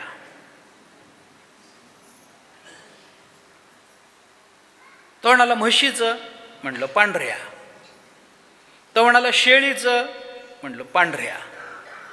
तो म्हणला समजा बैलाचं काढलं तर दूध? मी म्हणलं बैलाचं दूध निघत नाही. तो म्हणला ते मलाही माहिती आहे, पण समजा काढलं तर? म्हटलं निघत नाही, बैलाचं दूध निघत नसतं, बैलाला दूध नसतं. बैल कसा दूध देईल? तो म्हटला ते मलाही माहिती हो, तुम्ही काय मला नवीन सांगता? मलाही माहिती आहे बैलाला दूध निघत नाही, पण समजा काढलं तर? आता किती रात्रभर हेच प्रश्न चालू राहतील ना. अट्टहासच आहे ना नुसतं, आग्रह आहे. फलात पदरात काय पडलं फल? शेवटी पुष्कळ वेळ झाल्यानंतर मी त्याला सांगितलं बैलाचं दूध निळं असतं. तो म्हणला असं कसं? म्हणलं काढून बघ. तो म्हणला निघतच नाही. म्हणलं हेच सांगतोय ना तुला मगापासून निघत नाही म्हणून. मग कशा करता अट्टहास करायचा हा? कशा करता? याच्यातून पदरात काय पडलं? हातात काय लागलं? कशा करता हा अट्टहास आहे? ते बादशहाने विचारलं एकदा बिरबलाला. बिरबलाकडे काही कार्यक्रम होता, एकादशी होती. त्याने काय आषाढी कार्तिकी काय एकादशीची सुट्टी मागितली. ते बादशहाला काय माहिती एकादशी काय ते? एकादशी माहिती नसणारे पुष्कळ बादशाह आहेत, अजूनही आहेत. त्यांना अजून एकादशी बादशाहच आहेत. त्यांना विचारलं कशा करताय तुला सुट्टी? म्हणे एकादशी आहे. एकादशीला काय असतं? मग त्यांनी सांगितलं असा उपास असतो, असं भजन असतं, कीर्तन असतं, अमुक रात्रभर जागर करतो आम्ही, अमुक आहे तमुक आहे. तो म्हणला मागे एकदा तू उपास आहे म्हणून सुट्टी घेतली होती. तो म्हणला ती चतुर्थी आहे. मग चतुर्थी आणि एकादशीमध्ये फरक काय? तर बादशाला काय सांगायचं? तो म्हणलं काय फरक आहे? चतुर्थी गणपतीची असते, एकादशी पांडुरंगाची असते. चतुर्थी सोडावी लागते, एकादशी सोडता येत नाही. चंद्रोदयाला चतुर्थी सोडतो आपण, उपास संपतो. एकादशीचा उपास त्या दिवशी संपत नाही, पारणा दुसऱ्या दिवशी असते. बादशाला थोडं ते कळेल. जे चतुर्थीचा उपास सोडायचा आणि एकादशीचा सोडायचा नाही. हां, बादशाने त्याला विचारलं समजा एकादशीला चतुर्थी आली तर?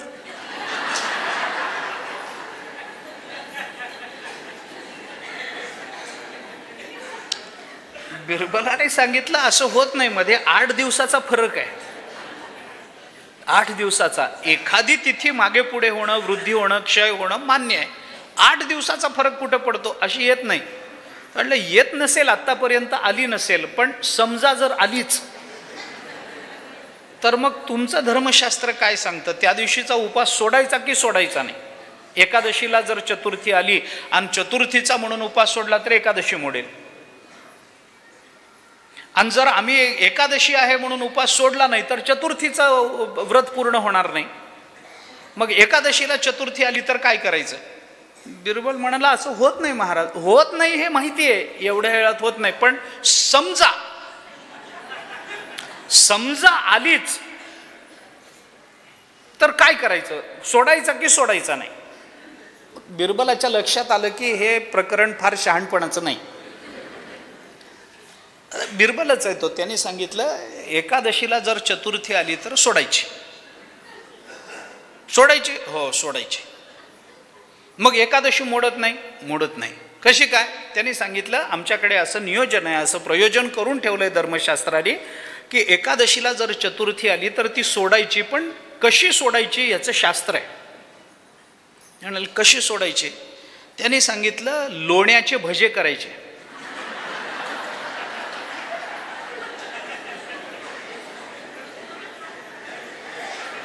लक्षात आलं?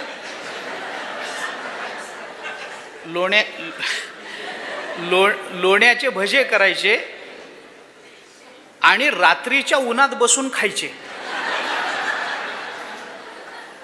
म्हणजे मग मोडत नाही. कारण काहीतरी काय म्हणतो, लोण्याचे कुठं भजे? मग मूर्खा माणसा, मगापासून तेच सांगतोय, एकादशीला चतुर्थी येत नसते, विनाकारणच अट्टहास आहे. तसं मी देहाला येतो आणि कर्मच करत नाही, प्रकृतीचा संग घेतो आणि कर्मच करत नाही. अरे असं होत नाही. पण समजा जर नाही केलं तर होतच नाही ना, एकादशीला चतुर्थी येईल कशी? म्हणून ज्ञानेश्वर महाराज म्हणतात, ऐसियाही करू म्हणती तयाचा आग्रह चिवरे, नाही कश्चित क्षणमपी जातु तिष्ठत्य कर्मकृत. क्षण जात नाही माणसाचा कर्माशिवाय. कर्माशिवाय मनुष्य जीवन दाखवा मला. देह आहे पण कर्म नाही, चालत नाही. काही ना काहीतरी चालूच असतं. देह नाही पण कर्म आहे अशी अवस्था नसतेच. देहही नाही कर्मही नाही, मान्य आहे. कारण जो देहाला येतो तोच कर्म करतो, देहही आहे आणि कर्मही आहे, मान्य आहे. दोन अवस्था मान्य होण्यासारखा आहे. देहही नाही कर्मही नाही. विदेहमुक्त, तो देहालाही येत नाही कर्मही करत नाही. आणि तुमच्या माझ्यासारखा जीव देहालाही येतो आणि कर्मही करतो. देह आहे पण कर्म नाही, जीवनमुक्ताची अवस्था असू शकते. देह दिसतो त्याचा, देह तरी वरी पण काहीतरी हालताना दिसतो, चालताना दिसतो, काहीतरी दिसतं. तया ते लोकपिसे करता म्हणती, कर्तृत्वाचा आरोप का होईना पण त्याच्यावर आहे.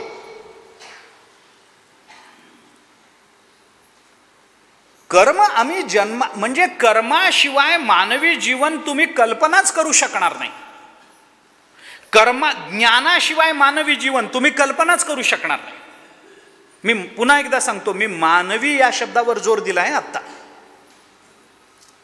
ज्ञानाशिवाय मानवी जीवन, अरे ज्ञान वजा करून टाका, बाकीचं प्राण्यांचं जीवन आणि मानवी जीवन काय फरक राहील सांगा मला. ज्ञान नसेल तर मानवी जीवनाला मानवी म्हणण्याचं तात्पर्य काय? हा, कर्म आहे सगळ्याच प्राण्यांना आहे, पण ज्ञान सगळ्या प्राण्यांना नाही का? ज्ञान सगळीकडे आपल्याला दिसतं का? सगळ्या प्राण्यांच्या ठिकाणी ज्ञान दिसतं का? मनुष्य तर प्राणी ज्ञानाकरता प्रयत्न करताना आपल्याला कधी दिसतील का? कधीच दिसणार नाही, कधीच नाही. मी आपल्याला अनेक उदाहरणं सांगेन याच्याकरता.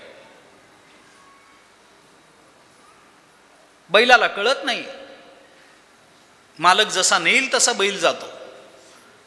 आपण चाललोय ते खड्ड्यातून चाललोय का चांगला रस्ता आहे का वाईट रस्ता आहे का अमुक आहे तमुक आहे, कळत नाही. काय कळतं? मनुष्य तर प्राणी ज्ञानाकरता परिश्रम करताना आपण पाहिलेत का? एखादं कुत्र तुम्ही बघितलंय का कधी ज्ञानेश्वरी वाचत बसले? कुत्र ज्ञानेश्वरी वाचतं का? जे ज्ञानेश्वरी वाचत नाहीत ते म्हणजे एकूण एकच झालं की नाही ते तिथपर्यंत जाऊन, एकूण एकच झालं ना तिथपर्यंत जाऊन.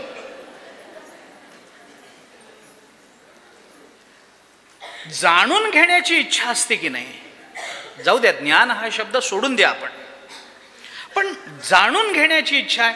भले जाणीवेच्या विषयाशी आपला संबंध आहे किंवा नाही हा मुद्दा नाही, जाणीवेच्या प्रेरणा जाग्या आहेत की नाही एवढंच मला विचारायचं आहे. जाणीवेचा विषय आमच्याशी संबंधित आहे नाही आम्हाला माहिती नाही, आम्ही त्याच्याबद्दल आता चर्चाही करणार नाही. काही ते ह्याचं युद्ध, युक्रेनचं युद्ध चालू आहे. माणसं काय झालं होतं, तुला काय करायचंय? तुझी भाकरी बंद पडली का इथं? तुझ्या जीवनावर त्याचा प्रत्यक्ष परिणाम झालाय का? तुला आमंत्रण दिलंय का? असेल तसे निघून या हातात तलवार घेऊन म्हणून. तिथं तुझे कोणी नातेवाईक अडकलेत का? काही नाही. मग कशा करता? सहज उगीच विचारावं वाटलं म्हणून विचारायचं. कुणामध्ये तरी काहीतरी युद्ध चालू आहे, त्याचा प्रत्यक्ष माझ्या जीवनाशी प्रत्यक्षत्वानं संबंध नाही, तरी मला हे वाटतं ना की काय झालं हे जाणून घेतलं पाहिजे. सकाळी उठल्याबरोबर वर्तमानपत्र बघायची धडपड मरमर का? आता बंद पडलं ते. आता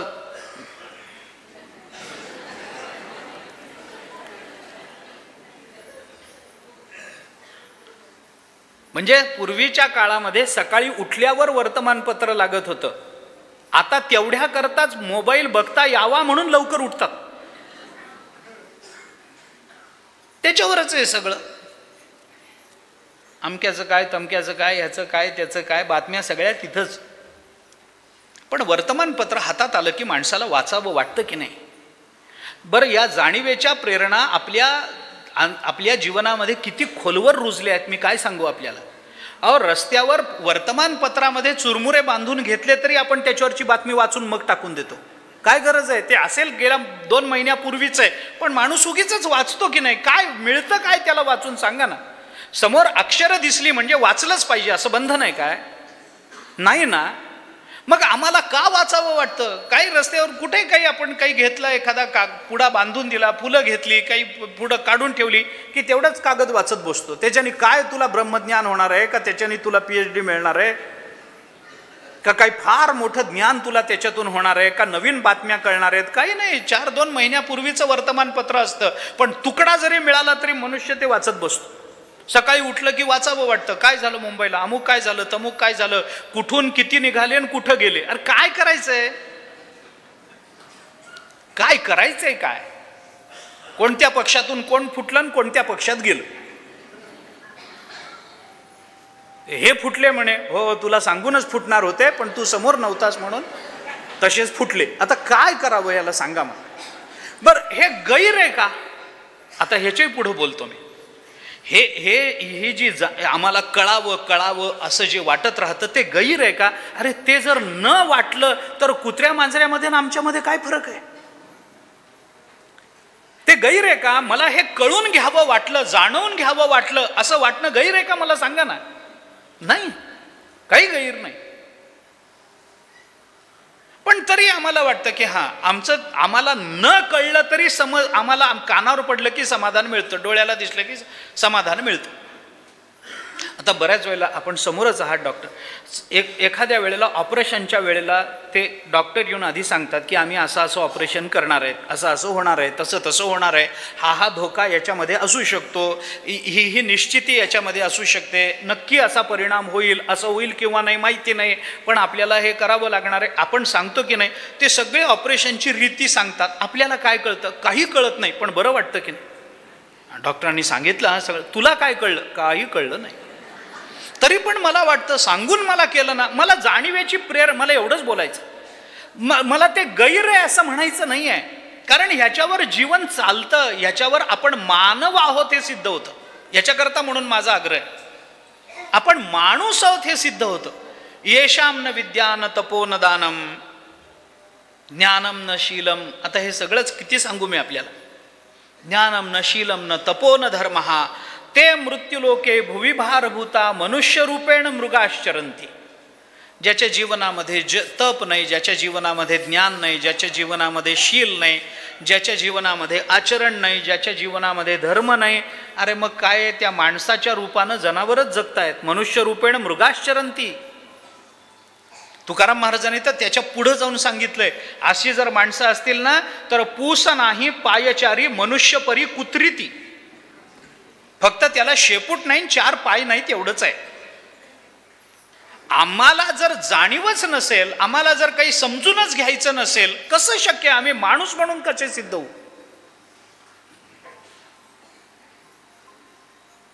ज्ञानाच्या जाणीवा ज्याच्या ठिकाणी नाहीत, त्या जाणीवा ज्याच्या नष्ट झालेल्या आहेत, एकतर तो दगड असेल नाही तर जीवनमुक्त महात्मा असेल. दोनच शक्यता आहे. जीवनमुक्त महात्म्याला नवीन काही जाणायचं नसतं, काही जाणूनच घ्यायचं नसतं, कारण जे जाणायचं होतं ते जाणलेलं आहे. आता जाणण्यासारखं त्याच्याकडे काही राहिलेलंच नाहीये. दगडालाही काही जाणायचं नाही. हे असं का झालं ते तसं का झालं हे कोणी विचारत नाही. आम्हाला एखादी बातमी कळली, अहो तो माणूस म्हणे निघून गेला, असा कसा निघून गेला, असं कसं झालं, मग आम्ही त्याच्यातले गुणदोष बघत राहू. काय इथं वाईट होतं म्हणून त्याला लातूर सोडून मुंबईला जावं वाटलं?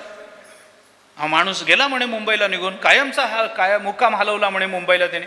मग आपण म्हणतो असं कसं गेलो, काय कारण असेल? आता काहीतरी असल्याशिवायच गेलाय का तो? पण आम्हाला वाटतं आम्हाला कळलं पाहिजे, आम्हाला कळलं पाहिजे. उगीचच गेला. तुला विचारलं होतं का?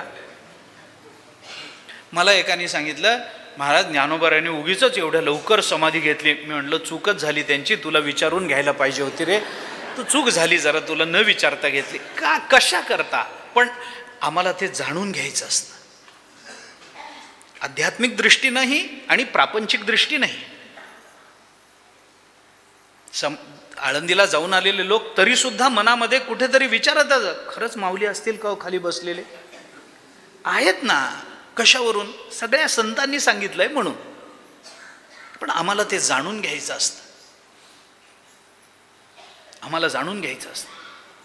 आम्हाला वाटतं हे आम्हाला कळलं पाहिजे, आम्हाला हे निश्चित झालं पाहिजे. म्हणून त्या योग वासिष्ठामध्ये रामचंद्र प्रभूंना उपदेश करताना वसिष्ठांनी असं सांगितलंय, ज्ञानवान एव सुखवान, ज्ञानवान एव जीवती, ज्ञानवान एव बलवान, तस्मात ज्ञानमयो भव.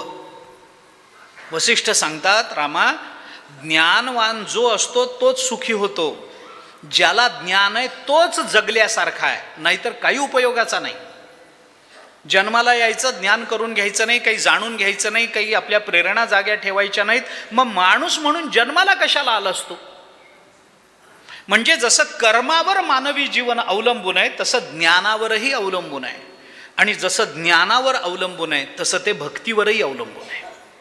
आपण विचार करा, भक्तीशिवाय सुद्धा माणूस नाही. एकनाथ महाराजांचं प्रत्यक्ष प्रमाण आहे, भक्तिवीण पशु कशासी वाढला, सटविने नेला नाही कैसा. नाथ महाराज हरिपाठामध्ये प्रत्यक्ष स्पष्ट बोलतात, भक्तिवीण असं जिथं येतं तिथं मनुष्यत्व नाही, पशु असा शब्द संत वापरतात. म्हणून ज्ञानोबारायांना हे भगवंताच्या मुखातून सुरुवातीला बोलावं लागलं ज्ञानेश्वरीच्या, मनुष्य जात सकळ स्वभावताच भजनशीळ, झाले असती केवळ माझ्याचे. मनुष्य जात, भक्तिवीण पशु कशा, जिथं भक्तिवीण म्हणलं की पशु येतो, पण भक्ती सह म्हणलं की मनुष्य येतो. अन्वय व्यतिरेक दोन्ही लक्षात घ्या. आपण भक्ती नाही तो माणूस नाही, भावना नाही तो माणूस नाही, भावनांचं समर्पण नाही तर माणूस नाही. भावना सगळ्यांनाच आहेत. प्राण्यांना काय भावना नसतात का? कुत्र्याला सुद्धा भावना आहे. आपला मालक आला की कुत्र शेपूट हलवतो. जशी कुत्र्याला भावना असते तशी माणसालाही भावना असतं. माणूस सुद्धा मालकीण दिसली की शेपूट हलवतोच, कुत्र मालक दिसल्यावर हलवतं, एवढाच फरक आहे.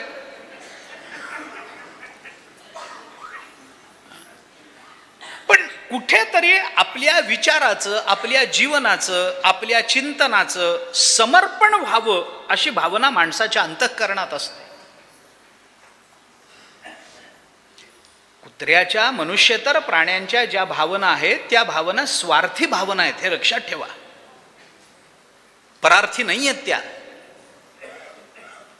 तुलना करून मी वेळ घेत नाही आपला, परंतु ज्या भावनांची चर्चा आम्हाला वेदांनी करून दिलेली आहे, संत वाङ्मयांनी केलेली आहे, त्याच्यातल्या ज्या भक्तियोग उपासना असं म्हणू आपण त्याला, उपासना ही उपासनेची भावना. अरे मनुष्य जगतो उपासनेवर, उपासना नाही तर तो मनुष्य नाही. हां, तो देवासमोर बसत नसेल, मी मान्य करतो. तो देव नावाचं काही तत्व मान्य करत नसेल, मान्य करतो. आपण बरं, आपलं ऑफिस बरं, ऑफिसमध्ये जाऊन अत्यंत प्रामाणिकपणाने तो काम करतो, ती उपासनाच आहे ना हो. नाही कोण म्हणतं त्याला? मानत नसेल, देव नावाची काही मूर्ती मानत नसेल, तत्व मानत नसेल, त्याला आध्यात्मिक काही ओढ नसेल, त्याला ज्ञानेश्वरी वाचायची नसेल, काही करायचं नसेल, मी सगळं एक वेळ मान्य करतो, पण त्याच्या अंतःकरणात उपासनेची भावना नाही हे मान्य करत नाही. कोण आहे असा सांगा ना? प्रत्येकाच्या अंतःकरणामध्ये काही ना काहीतरी भावना आहेत. त्या भावना व्यक्त करण्याची त्याला गरज वाटते, व्यक्त करण्याचं सामर्थ्य त्याच्या ठिकाणी आहे. कर्मही पाहिजे, ज्ञानही पाहिजे, भक्तीही पाहिजे. या तिन्ही गोष्टीतलं एक जरी नसलं तरी आपलं मनुष्यत्व सिद्ध होत नाही. कर्म आणि भक्ती आहे पण ज्ञान नाही तरी चालत नाही. ज्ञान भक्ती आहे पण कर्म नाही, चालत नाही. भक्ती आणि कर्म आहे, ज्ञान नाही, चालत नाही. कर्म ज्ञान आहे, भक्ती नाही, चालत नाही. आम्हाला या तिन्ही गोष्टी लागतात. पण मग तिन्ही गोष्टी जर लागत असतील तर या तिन्ही गोष्टीचं चिंतन आमच्या जीवनामध्ये करताना ते कोणत्या पद्धतीनं केलं पाहिजे याचा विचार आहे. असं आपण नाही करू शकत. ऐका, की वयाच्या 25 वर्षापर्यंत मी कर्म करीन, 25 ते 50 मध्ये ज्ञान आणि 50 ते 75 मध्ये भक्ती, असं नाही ठरवतायत, असं नाही करतायत. मग जेव्हा भक्ती करायची तेव्हा कर्म करायचं नाही का? जेव्हा काय 25 ते 50 मध्ये ज्ञानाकरता प्रयत्न करायचे तेव्हा कर्म करायचं नाही का? कर्म नाही केलं तर ज्ञान होईल कसं? असं नाही करतायत. इथून इतकं इतकं, इथून तितकं तितकं, तिथून ते असं, ते ज्याला इंग्रजीमध्ये वॉटर टाईट कंपार्टमेंट्स म्हणतात की नाही, असं आपल्याला नाही करता येत की इकडचं तिकडं जाऊ देणार नाही. म्हणून या ज्ञान, कर्म आणि उपासना किंवा भक्ती यांचा विचार करत असताना भारतीय आध्यात्मिक संस्कृतीने याच्या 2 पद्धतीनं या 3 तत्वांची मांडणी केलेली आपल्याला दिसते. 3 तत्वांची मांडणी आहे, ज्ञान, कर्म आणि उपासना. यांची मांडणी कशी करायची, कोणत्या पद्धतीनं करायची? 2 पद्धतीनं त्याचा विचार आपल्याकडे मांडला जातो. मी एकूण सकल विचाराचा परामर्श घेतोय आता. 2 पद्धतीनं त्याची मांडणी असते. एक मांडणी असते समन्वयाची. मी दोन्ही भूमिका आपल्याला सांगतो. ज्याचा मला आत्ता स्वतंत्रतेनं विचार करायचा आहे ती मांडणी आहे समन्वयाची. समन्वय करता आला पाहिजे. आणि दुसरी मांडणी आहे समुच्चयाची. समुच्चय आणि समन्वय असे 2 शब्द, 2 संकल्पना आपल्याकडे येतात. कशा करता येतात? साधनांच्या संबंधाने येतात, उपासनेच्या संबंधाने येतात, ज्ञानाच्या संबंधाने येतात.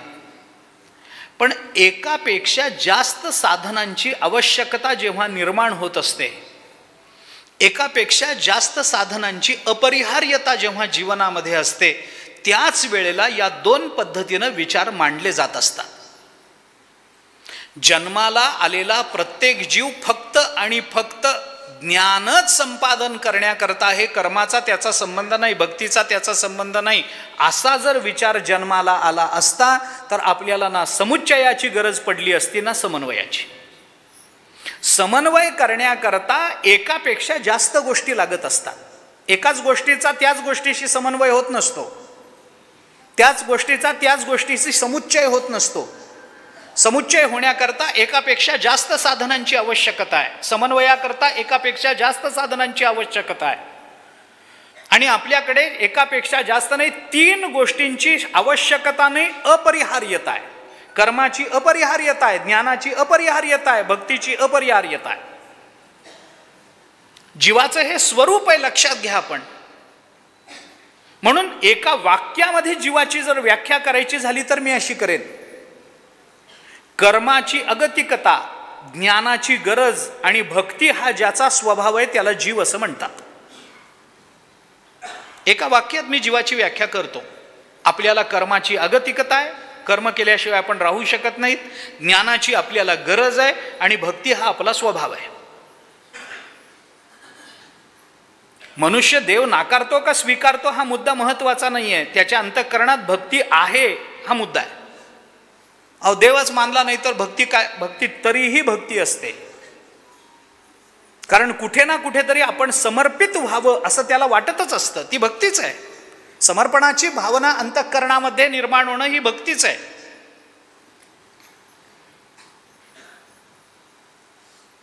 कुठेतरी आपण समर्पण व्हावं, कुठेतरी आपल्या मनातलं बोलावं, कुठेतरी आपला नमस्कार करावा असं त्याला वाटतच असतं. आमचे आजोबा म्हणायचे, काही जण देवळातल्या देवाकडे जातात तर काही जण घरातल्या देवीकडे जातात, पण घालीन लोटांगण वंदीन चरण हे कुठं ना कुठेतरी त्याला करावं लागत असतं, कुठे ना कुठेतरी. अपरिहार्य आहे, कारण भावना आहे, त्याच्याशिवाय नाही शक्य ते. म्हणून या तिन्हीची अपरिहार्यता असेल तर या तिन्ही तत्वांचा विचार करताना दोन पद्धतीनं होतो. एक समन्वय भूमिकेतून होतो आणि एक समुच्चय भूमिकेतून होतो. आता काय येते या दोन भूमिका? या दोन भूमिका कशा आहेत? अगदी त्याचा सामान्य विचार सांगून आजच्या पुरता मी थांबतो. समुच्चय कशाला म्हणतात आणि समन्वय कशाला म्हणतात? फार लांबवणार नाही, पण दोन साधनांचा स्वतंत्रतेनं स्वीकार करून त्या दोन साधनांमध्ये कुठलाही संबंध न मानणं पण दोन्हीची अपरिहार्यता स्वीकारणं हा समुच्चय असतो. मी उदाहरणं देतो आपल्याला. आणि दोन साधनांचा स्वीकार करून त्यांच्यामध्ये कुठला ना कुठला तरी जन्यजनक भावसंबंध किंवा कार्यकारण भावसंबंध स्वीकारला जातो आणि दोन्हीचीही अपरिहार्यता स्वीकारली जाते. तिथं समन्वय केला जातो. समन्वयामध्ये जे स्वीकारलं जातं त्याचा अंतर्गत संबंध असतो, समुच्चयामध्ये जे स्वीकारलं जातं त्याचा अंतर्गत संबंध मानला जात नाही. हा दोन्हीतला फरक आहे. उदाहरण सांगतो मी आपल्याला, अगदी सोपी सोपी उदाहरणं सांगतो. समुच्चयाकरता आपण पहा, समुच्चयामध्ये काय आहे? दोन साधनं स्वीकारली गेली पण त्याचा अंतर्गत संबंध नाहीये तरी दोन्हीची अपरिहार्यता आहे. उदाहरण सांगतो मी आपल्याला. रेल्वे जी धावते ती कशावर धावते? रुळावर धावते. किती रुळ असतात? दोन. आता या दोन रुळांवर जी रेल्वे धावते ते दोन रुळ पुढे चालून कुठे एकत्रित येतात? पुढे हे रुळ कुठेतरी एकमेकांना भेटावेत ना, भेटत नाहीत. ते समांतर असतात, एकमेकांना भेटत नाहीत, तरी दोन्हीची आवश्यकता आहे. एका रुळावर रेल्वे धावू शकत नाही. दोन्हीचीही आवश्यकता आहे तरी दोघांचा आपापतः कुठलाही संबंध येत नाही. म्हणून रेल्वेच्या रुळाप्रमाणे साधन स्वीकारणं हा समुच्चयवाद होतो. ज्ञान ज्ञानाच्या जागी आहे, कर्म कर्माच्या जागी आहे. माणसाला कर्मही पाहिजे, माणसाला ज्ञानही पाहिजे, पण कर्म ज्ञानाचा काहीही संबंध नाही असं मानणारी एक वैचारिक परंपरा आपल्याकडे दिसून येते. ती समुच्चयवादी म्हणवली जाते. त्याला समुच्चय म्हणतात. दोन्ही साधनांचा स्वीकार आहे, दोन्ही साधनांची अपरिहार्यता आहे, पण दोन्ही साधनांचा अंतर्गत संबंध नाही, तो समुच्चयवाद आहे. आणि समन्वयामध्ये दोन्ही साधनांचा स्वीकार आहे, दोन्ही साधनांची अपरिहार्यता आहे, पण दोन्हीमध्ये अंतरंग संबंध आहे. कार्यकारण संबंध असेल, जन्यजनक भावसंबंध कुठला का असेना पण संबंध असेल, साध्य साधन भावसंबंध असेल पण आहे. याच्याकरता उदाहरण देतो आपल्याला. आपण जिना चढून जातो. जिन्याला 10 पायऱ्या आहेत. आपण एकदम 10व्या पायरीवर पाऊल नाही ठेवू शकत. मग आपण काय करतो? पहिल्या पायरीवर, नंतर दुसऱ्या, मग तिसऱ्या, मग चौथ्या, असं करत करत करत 10व्या पायरीवर जातो, मग वरच्या मजल्यावर पोचतो. हा जिना आपण डोळ्यासमोर ठेवा, तोच समन्वयवाद आहे. जिन्यामध्ये काय आहे? मागची पायरी हे पुढच्या पायरीचं साधन आहे आणि पुढची पायरी हे मागच्या पायरीचं साध्य आहे. साध्यसाधन भाव झाला सिद्ध. आम्हाला एकदम पुढच्या पायरीवर जाता येत नाही. बरं, मागची पायरी नसेल तर पुढच्या पायरीवर जाता येईल का? येणार नाही. पुढची पायरी नसेल तर मागच्या पायरीचा काही उपयोग आहे का? काही उपयोग नाही. मग असं जर असेल तर त्या दोघांची अपरिहार्यता मानावी लागेल की नाही? अपरिहार्यता मानावी लागेल. ही अपरिहार्यता दोन्ही साधनांची मानून त्या दोघांमध्येही साध्य साधन भाव आपण ज्या वेळेला स्वीकारतो त्यावेळेला त्याला समन्वयवाद असं म्हणतात. कर्म आणि ज्ञान याचा विचार करताना कर्मानं होणारी अंतःकरण शुद्धी ही ज्ञानाकरता आम्हाला उपयुक्त ठरणार आहे म्हणून कर्म केलं पाहिजे. याच्यामध्ये कर्म हे ज्ञानाचं साधन होतं. त्यामुळे कर्म आणि ज्ञान दोन्ही स्वीकारायचे आहेत, परंतु दोन्हीमध्ये साध्य साधन भाव संबंध स्वीकारायचा आहे. हा समन्वयवाद झाला. हा समन्वय झाला. समन्वय आणि समुच्चय याच्यामध्ये अंतर आहे. ज्ञानेश्वर महाराजांनी समन्वयवादाचा स्वीकार केला. गीता भाष्यामध्ये जगद्गुरु शंकराचार्यांनी समन्वयवादाचा स्वीकार केला. बाकीचे जे आचार्य आहेत आचार्यांना सोडून त्यांनी समुच्चयवादाचा स्वीकार केला आहे. त्यांच्यामध्ये काय मतभेद आहेत किंवा हा आपला मुख्य मुद्दा नाही आहे, पण या दोन्ही विचार परंपरा आपल्याकडे प्रवाहित आहेत हे लक्षात घ्या. या दोन्ही विचार परंपरा आहेत आणि त्या दोन्ही प्रवाहित आहेत. कुणाला वाटतं कर्माचा ज्ञानाचा काही संबंध नाही आहे पण तरी दोन्ही आवश्यक आहे. कुणाला वाटतं दोन्ही आवश्यक आहेच आहे पण कर्म करत राहिलो तरच ज्ञानाचा अधिकार आपल्याला प्राप्त होईल. म्हणून कर्म हे ज्ञानाच्या अधिकार सिद्धीचं साधन म्हणून स्वीकारलं जातं आणि ज्ञान हा निष्काम कर्माचरणाचा परिणाम म्हणून अधिकार सिद्ध परिणाम म्हणून विचारात घ्यावा लागतो. आम्हाला ज्या गोष्टींचा विचार करायचा आहे त्याच्यात कर्मयोगाचा विशेषत्वाने विचार करायचा असेल तर नुसत्या कर्मयोगाचा विचार करता येत नाही. भक्तीला धरूनच कर्माचा विचार करावा लागतो. ज्ञानाला धरूनच कर्माचा विचार आपल्याला करावा लागतो. नुसतं कर्म सांगत गेलो असं होत नाही. त्यामुळे केले कर्म झाले तेच भोगा आले, उपजले मेले ऐसे किती असं जेव्हा म्हटलं जातं तेव्हा ते कर्म कोणतं, कर्म या शब्दाचा अर्थ काय, कर्म का करावं लागतं याचा विचार थोडासा आत्ता आपण करून आलो. पण कर्माचा सगळ्यात मोठी कर्माची अडचण ही आहे की माणूस जेव्हा कर्म करतो तेव्हा त्या कर्माची फलं त्याला अपरिहार्यतेने भोगावी लागतात. हा कर्माचा पहिला सिद्धांत आहे. हे लक्षात घ्या. केले कर्म झाले तेची भोगा आले याच्यातली सूक्ष्मता नंतर, पण कर्म केल्यानंतर त्याचा परिणाम आपल्याला भोगावाच लागतो. कारण का? कारण कर्माचा नियमच तसा आहे. आम्हाला त्यात बदल नाही करता येत. मी जिथून सुरू केलं होतं तिथे थांबतो आत्ता. आम्हाला त्यात बदल नाही करता येत. मी कर्म करीन पण फल भोगणार नाही असं होत नाही. माझ्याकडून जर कर्म झालं असेल, माझी इच्छा आहे का नाही याचा विचार करण्याचं कारण नाही. मला भोगावं लागेल हे लक्षात घेतलं पाहिजे. का? कारण मनुष्य ज्या क्षणी कर्म करतो, ज्या क्षणी त्याच्याकडून कर्म घडतं त्या क्षणी तो करता कर्मफलाशी बांधला जात असतो. कर्म करेपर्यंत कदाचित आम्ही स्वतंत्र असू. कर्म करायचं न करायचं आम्ही ठरवू शकू. आम्ही स्वतंत्र असू. कर्म करायचं की न करायचं आम्हाला ठरवता येईल. जुगार खेळायचा की न खेळायचा आम्हाला ठरवता येईल.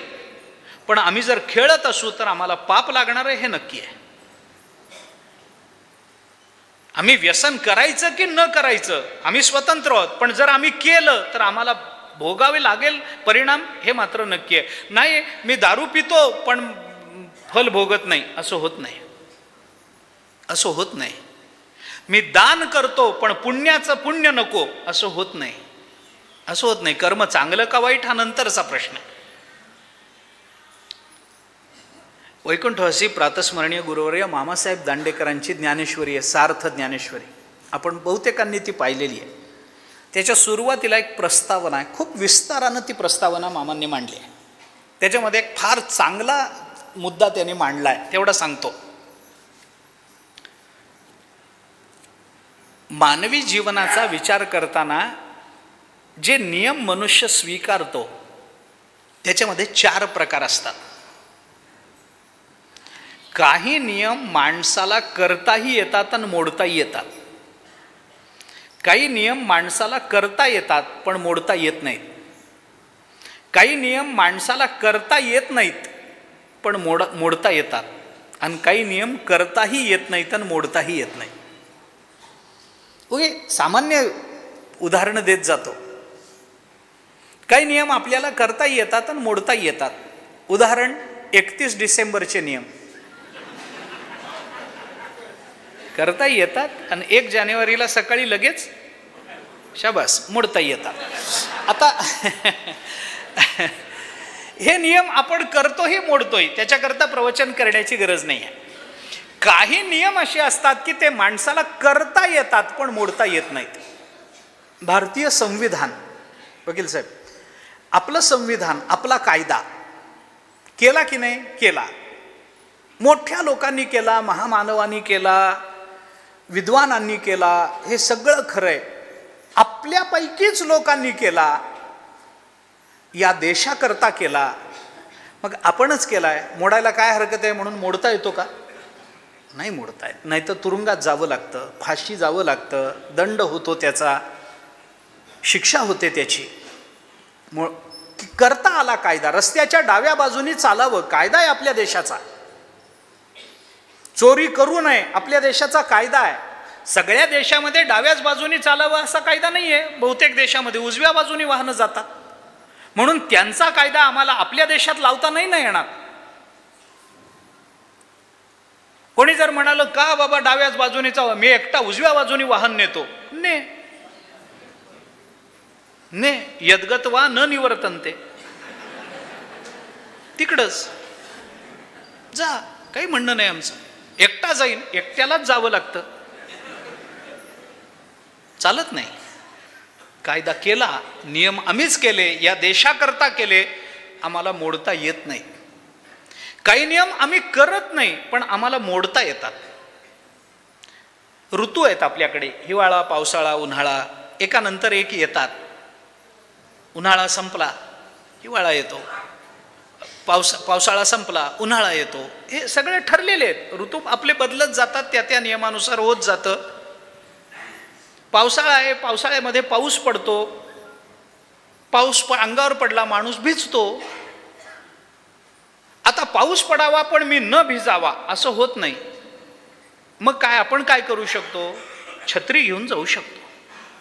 उन्हाळ्यामध्ये खूप ऊन असतं, उकडतं, आम्ही AC लावू शकतो, पंखा लावू शकतो, कूलर लावू शकतो. हिवाळ्यामध्ये थंडी पडणारच आहे, आम्ही बदलू नाही शकत. हिवाळा आहे पण माझ्याकरता थंडीनं पडूच नये असं होत नाही, थंडी पडतेच. मग आम्ही आपल्याला त्रास होत असेल, आपण काहीतरी स्वेटर घालून बसावं, काहीतरी अंगावर गरम कपडे घालून अंगात घालून बसावं, अंगावर पांघरून घेऊन बसावं. हे तरी आम्हाला करता येतं. आमच्या पुरती का होईना, पण थंडी आहे पण आमच्या पुरती नाहीये का, घरामध्ये आम्ही शेकोटी पेटवून बसलोय. पण काही नियम असे आहेत जे आम्हाला करताही येत नाहीत, आम्हाला मोडताही येत नाहीत. कर्माचे नियम असे आहेत, ते आम्हाला करताही येत नाहीत. कोणत्या कर्माचं कोणतं फल असावं आम्हाला ठरवता येत नाही. आणि त्या कर्माचं ते फल आम्ही भोगावं की भोगू नये आम्हाला ठरवता येत नाही. म्हणून भगवंत अर्जुनाने जेव्हा विचारलं तेव्हा भगवंतानी सांगितलं, अर्जुना हे मलाही माहिती नाही, हे मी सिद्ध करू शकत नाही. मग हे कसं करायचं? तस्मात् शास्त्रम प्रमाणन्ते कार्याकार्य व्यवस्थित. 16व्या अध्यायाच्या शेवटी भगवान हे बोललेत अर्जुनाला, शेवटचा श्लोक, तस्मात् शास्त्रम प्रमाणन्ते. ठरलेलं आहे, चांगल्या कर्माचं फल म्हणून आम्हाला सुखच प्राप्त होणार, वाईट कर्माचं फल म्हणलं की आम्हाला दुःखच प्राप्त होणार, हे ठरलेलं आहे. म्हणून करावे तसे भरावे हे आम्ही घोकत आलेलो आहोत, पण फक्त घोकतच आलेलो आहोत. एवढं माहिती आहे तर मग का माणूस निंद्य कर्माकडे प्रवृत्त होत असेल मला सांगा ना. शाळेपासून आम्ही शिकत आलोय करावे तसे भरावे, हे माहिती आहे ना, माहिती आहे. मग हे निंद्य कर्म करताना कळत नव्हतं का, आठवत नव्हतं का? पण होतं, त्याचा विचार नंतर आहे, आता मी तो बोलत नाही. परंतु आम्ही जेव्हा कर्म करतो तेव्हा त्या कर्माची फलं आम्हाला भोगावी लागतात.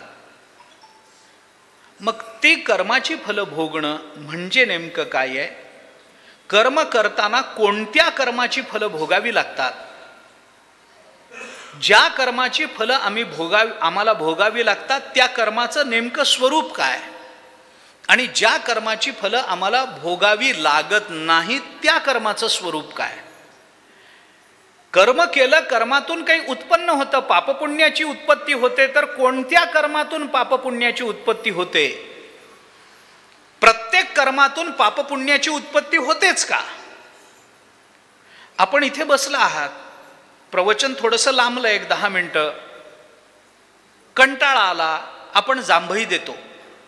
जांभईतून पाप निर्माण होतं का पुण्य निर्माण होतं? मनुष्य इथे शिंकला, पाप निर्माण होतं का पुण्य निर्माण होतं? मनुष्याला एकदम काहीतरी खोकला आला, एकदम ठसका लागला, त्याच्यातून पाप निर्माण होतं का पुण्य निर्माण होतं? कुणाला माहिती काय होतं ते? सांगता येत नाही. मग पाप निर्माण करणारं कर्म कोणतं? पुण्य निर्माण करणारं कर्म कोणतं? ज्या कर्मातून पापही निर्माण होत नाही आणि पुण्यही निर्माण होत नाही, असं कर्म कोणतं? याचा काही विचार आपल्याला त्या संबंधामध्ये करावा लागेल. म्हणून कर्माचं एक शास्त्र आहे, कर्मयोग ज्याला म्हटला जातो, तो भगवद्गीतेने फार मोठ्या प्रमाणामध्ये आपल्या समोर मांडलेला आहे. जवळजवळ सगळी गीता ज्ञानानं मुक्त होण्याचा उपदेश जरी करत असली तरी गीतेने मांडला आहे, तो मुख्य मांडला, तो कर्मयोगच मांडलेला आहे. हे थोडंसं लक्षात घेतलं पाहिजे. म्हणून तर लोकमान्य टिळकांना गीता रहस्याची प्रेरणा का निर्माण झाली? का गीता रहस्यासारखा अद्वितीय ग्रंथ या जगतामध्ये प्रकट झाला? त्याला काही कारण असेल ना. त्या कर्मयोगाचं थोडंसं स्वरूप या निमित्तानं आपल्याला पाहायचं आहे. आजपासून